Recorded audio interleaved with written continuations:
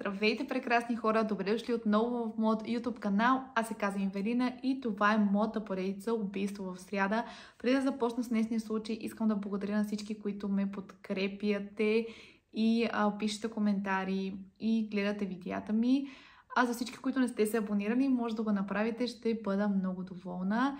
Без много да се обяснявам, нека да започнем с днешната история.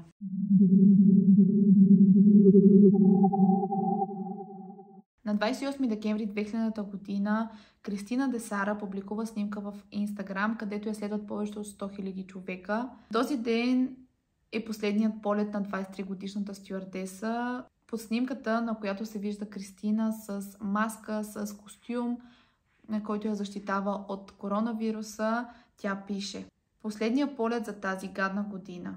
Постът на Кристин има повече от 120 000 харесвания и повече от 13 000 коментара, но никой не пожелава на Кристин честита нова година или не й пожелава нищо хубаво за новата година.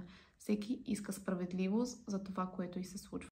Кристин Анджелика Десера е родена на 13 април 1997 година в малко градче в Филипините.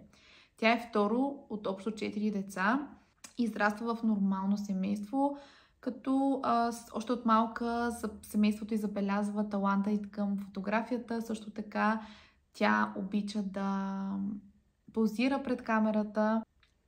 След като завършва училище, точно това и хоби, фотографията и позирането, карат Кристина да запише медийно изкуство и комуникация в университет в Филипините.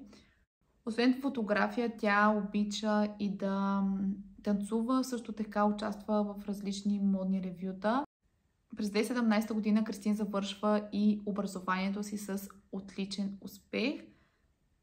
Но преди да започне да учи магистратура, мечтата й е да пътува, да различни изживявания, докато е млада.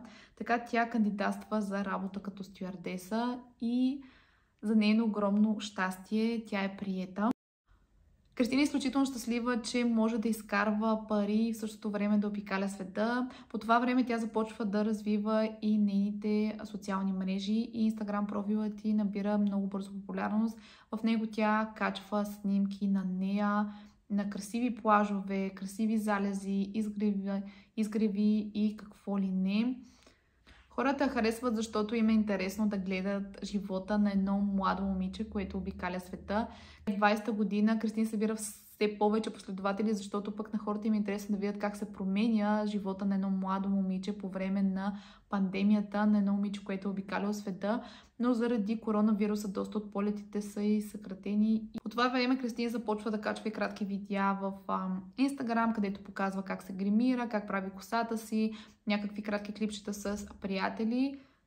В сторитата на Кристин често могат да се видят много момчета. Нейният кръг е бил пълен само с момчета. Повечето й колеги са излизали с нея и тя също обичала да излиза с тях, защото когато е заобиколена от момчета, никой не я заговаря, а пък те всички са били хомосексуалисти затова и никой нищо не може да й направи. Кристин се е чувствала винаги сигурна в компанията на нейните приятели.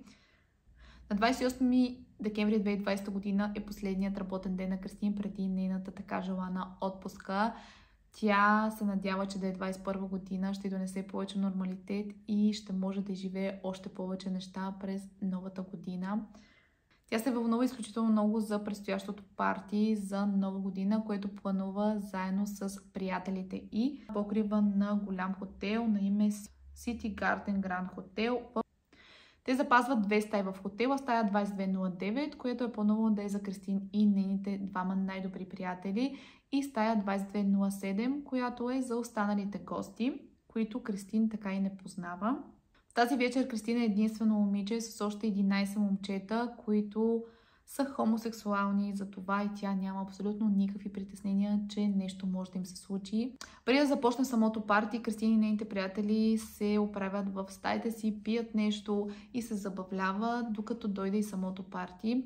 Към 10 часа вечерта те се качват на покрива на хотела, където танцуват, забавляват се, пият алкохол и празнуват като всеки млад човек по това време. Малко след 12 часа Кристин се обажда на майка й, за да й чести новата година, и всъщност и двете нямат представа, че това ще бъде последният им телефонен разговор.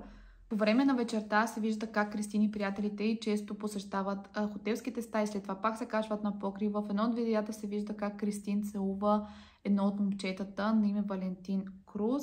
След това между 3:15 и 5:05 се вижда все по-често как Кристин с различни момчета влиза от стая в стая. И във всяко едно видео се забелязва колко по-пияна е Кристин.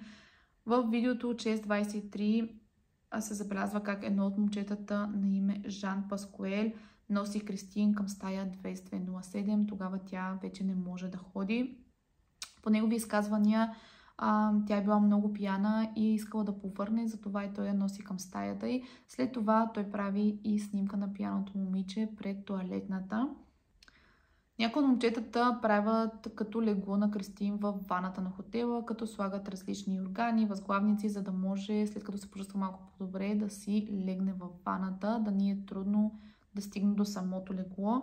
Към 6:30 до 10 часа никой не проверява какво е състоянието на Кристин. Към 10 часа момче на име Ромео влиза, за да види дали тя е добре. Вижда, че тя спи, затваря вратата и въобще не я пипа или не я докосва, не се опитва дори да я събуди. Към 12 часа същото момче влиза още един път в банята и този път вижда, че лицето на Кристин е вече посиняло и тя не диша. Но какво всъщност се случва в тази въпросна стая на тази новогодишна нощ? По изказване на 3 от момчетата, те са опитали да съживят Кристин, като са й направили сърдечен масаж, но без абсолютно никакъв успех. В същото време други момчета се обаждат на рецепцията в хотела и молят за помощ. Хората от рецепцията носят в стаята инвалидна количка и така момчетата извеждат Кристин от стаята и я водят в болницата. Но със съжаление всяка помощ за Кристин идва прекалено късно, защото тя вече е мъртва. Веднага след като докторите установяват смъртта на момичето, започва и разследване, но повечето от непознатите момчета за Кристин са се отписали от хотела и са си тръгнали, затова и на полицията малко и много им става трудно. На другия ден също се прави аутопсия на тялото на Кристин и се разбира от какво тя е починала. Аутопсията, обявената причина за смъртта на Кристин е спукана аневризма на ортата, което често счита и за естествена смърт. Това се получава много често при високо кръвно, при повече напрежение. И също така върху тялото на Кристин са открити синини по краката, коленете, охлузвания по вътрешна страна на бедрата и разкъсване на интимната зона. Също е спермо по тялото й, което кара разследващите да вярват, че Кристин е била изнасилена.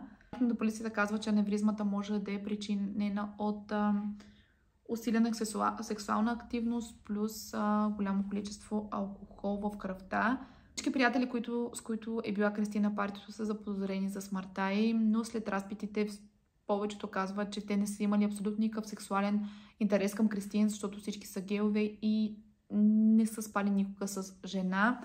На 5 януари 2021 година са задържани 4 от момчетата, които са били заедно с Кристин и случаят се смята за разрешен, защото нямат никакви доказателства срещу тях. Това решение не се харесва на началника на полицията на Филипините и той изисква да види абсолютно всички заподозрени. Така разследването продължава. 9 януари се изисква още една аутопсия на тялото на Кристин, като този път са взети и ДНК проби от стая 2207. Проверката на ДНК-то са задържани още 8 момчета, които са били в стаята. 27 януари 2021 година Филипинската национална полиция публикува доклад, в който се казва, че Кристин е починала от естествена смърт, защото сърцето й е тежало с 200 грама повече от на един здрав човек, което изключва убийство. В този доклад не се споменава сексуално посегателство и за всички синини разкъсвания, които се установяват на първата аутопсия, на второ четене няма абсолютно нищо и всичките заподозряни са пуснати. Единствените, които поемат някакво наказание по случая на Кристин е хотелът, в който тя е празнувала Нова година. Просто те не са спазили забраните за коронавируса и са пуснали повече хора в една стая. Хотелът е длъжен да плати 10 000 песо за това нарушение. Семейството на Кристин не е съгласно с това, което се случва. Те не са съгласни с смъртта на 23-годишното момиче. Не са съгласни, че просто няма справедливост и че всичко което се казва на първата аутопсия, се отрича на втората, която е няколко дни по-късно. В интернет се появяват и много хора, които са със семейството на Кристин. Те също искат справедливост за младото момиче, но също така се появяват и много хора, които я съдят. Съдят я за външния вид, съдят я за това, че е била просто сама с 11 момчета. Съдят я за това, че е пила алкохол в тази вечер. Просто те прехвърлят цялата вина на младото момиче. Тук може да ми напишете в коментар какво мислите всъщност вие. Все пак тя е имала доверие на нейните приятели. Всички са били хомосексуалисти и тя никога не е вярвала, че някой може да й направи нещо. И въпреки, че майката на Кристин прави всичко възможно в случая с Джерей да не се забрави, да има справедливост, тя постоянно дава интервюта, показва снимките от първата аутопсия, където ясно се виждат синините по тялото на Кристин, също така охлузванията по интимните части.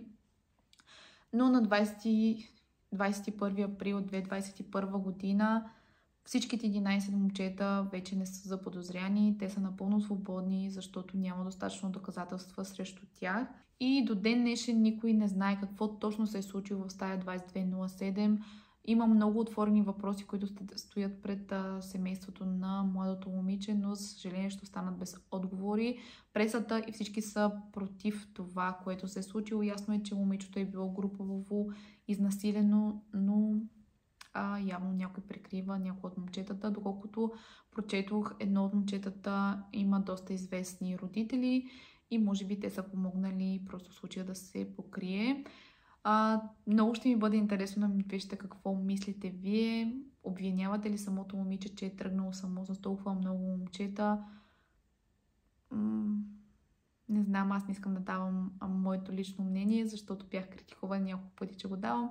Затова ще оставя вие да ми напишете в коментар какво мислите за този случай. Благодаря ви, че останахте до края на видеото. Ще се радвам да се видим и другата седмица. Чао, чао!